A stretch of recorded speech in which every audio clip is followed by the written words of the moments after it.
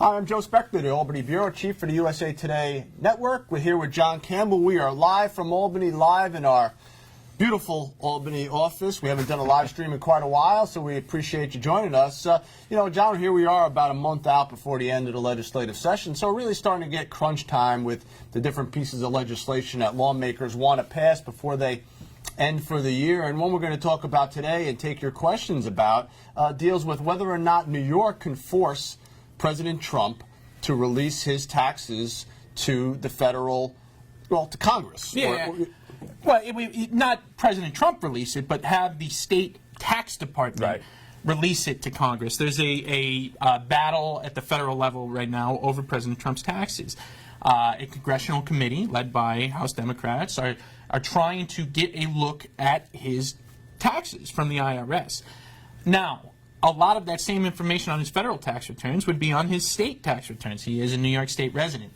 And he is, the state Senate this week, Democrat-led state Senate, passed a bill that would allow one of a handful of congressional committees to request and receive his state tax returns from the State Department of Taxation and Finance. Now, Republicans hate it. I mean, they have argued that it's just partisan politics here, and it's not a secret that New York is Democratic controlled, and President Trump's a Republican. Yeah, they can complain about it all they want, and they certainly did on the Senate floor when it passed Tuesday.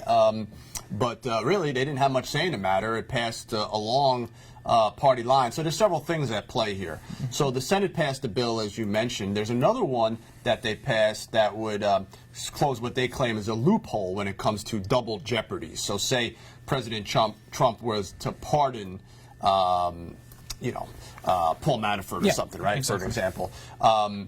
The feeling would be that this law would not then preclude New York prosecutors, particularly Attorney General Tish James, from prosecuting a Trump associate subsequent to any pardon. Yeah, state level charges. State level charges. The pardon applies to federal charges. A Trump pardon would apply to federal charges. Right.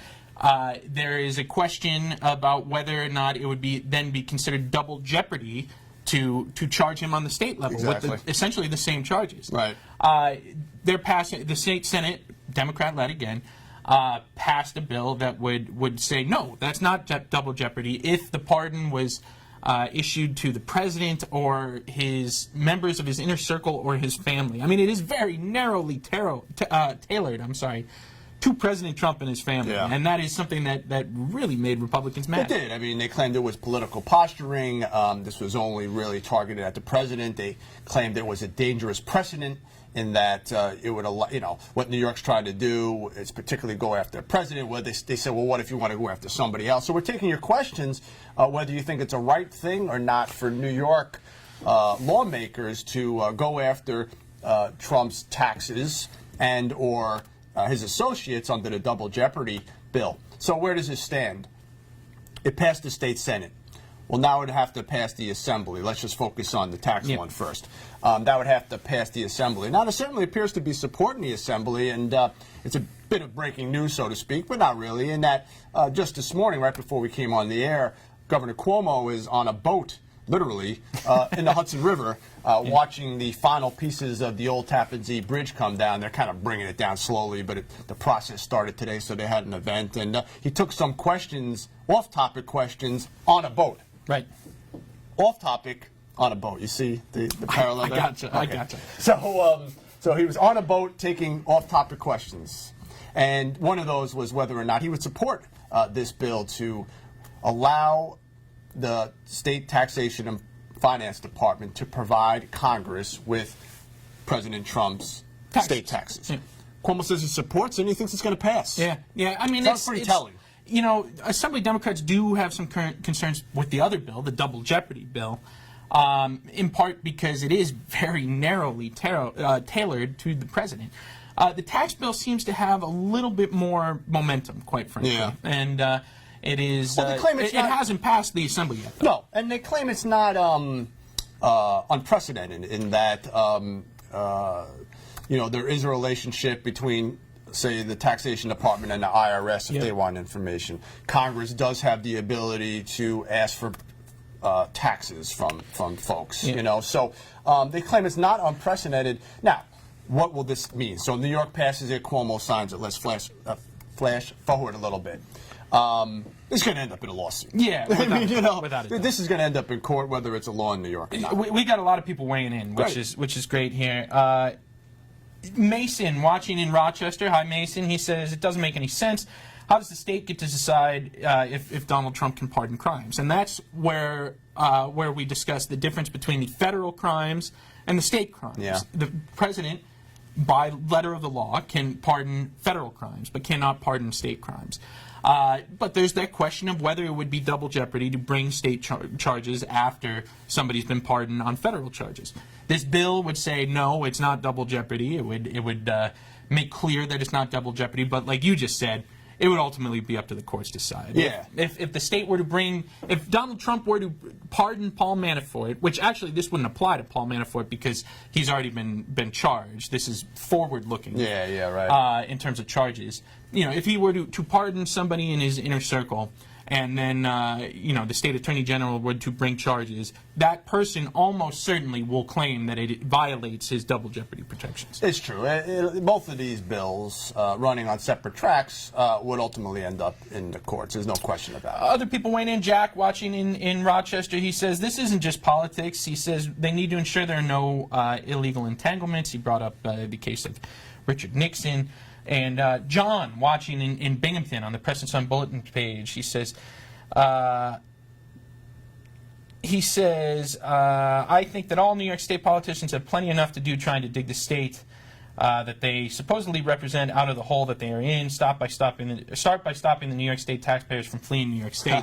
That was an argument on the Senate floor. Yeah. Like, why are we doing this? We have so many issues in our own state that we can deal with. They do, and Democrats responded in that, listen, you know, New York has a unique position here in this. Trump is a New Yorker. They have access to Trump's state taxes.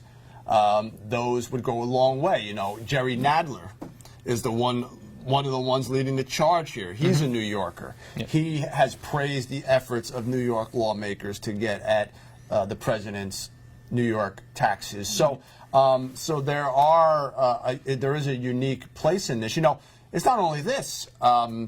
This is like the latest effort by some Senate Democrats or New York Democratic lawmakers to get at Trump's taxes. They had another bill that hasn't passed that would require anybody on New York's ballot, statewide ballot, to release their taxes. Yeah. It would also apply to the president. Well, and you know, Todd, watching on the Press and Sun Bulletin page, the Press Connects page, he says if they want his taxes, I want to see theirs also. And that's actually something that Andrew Cuomo has brought up. He said that he thinks anybody running for office, I don't know if he's, I think he said statewide office, that would, you know, include the president, who would be on a statewide ballot too, should have to release their taxes in New York. Yeah, you know, and it is, we should note that, you know, it is customary for, well, obviously presidents in past have done so, but certainly here, you look at New York, governors do so every year. You know, you just looked at Cuomo's taxes a couple of weeks ago. Yeah. All statewide elected officials do so every year. And they tell a lot. They tell a lot, and certainly, you know, in a case of Donald Trump, who is a very wealthy businessman, you know, they would tell a lot about his business earnings and you know, his success or failures. You did see a New York Times article this week that looked at a decade of his tax information that showed some pretty significant business losses. You know, those are the kind of things that you can tell. And the idea behind releasing tax returns is to provide a level of transparency behind your business dealings. You know, with Andrew Cuomo's tax returns, we've seen that he earned more than $700,000 for his memoir that he wrote a few years ago that sold about 3,000 copies. Yeah. I mean, it's an unbelievable sum of money that we got to see because of his tax returns. Yeah, no question about it. So where does it go now? I mean, the legislative session goes into mid-June here, as I noted, and you know, the Assembly hasn't really said, yes, we're going to pass it.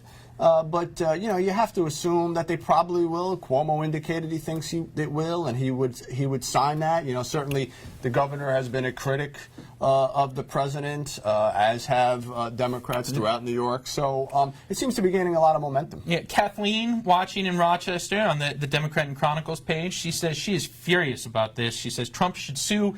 This is targeted, weaponized legislation. It can be used against anyone they don't like. I hope this is stopped in the courts. And that is, if it does pass the Assembly and it's signed by Governor Cuomo, it almost positively will end up in the courts. I mean, nothing is certain in life except death or taxes, but this is pretty darn close to certain. I mean, it's just a matter of when and not if when that happens. But it would allow 3 different congressional committees to request the taxes from taxation and finance if it were to go forward. And listen, New York has been extraordinarily critical of the president, and particularly when you have Democrats in control. You have Tish James, the Attorney General, who has been aggressive in her own right.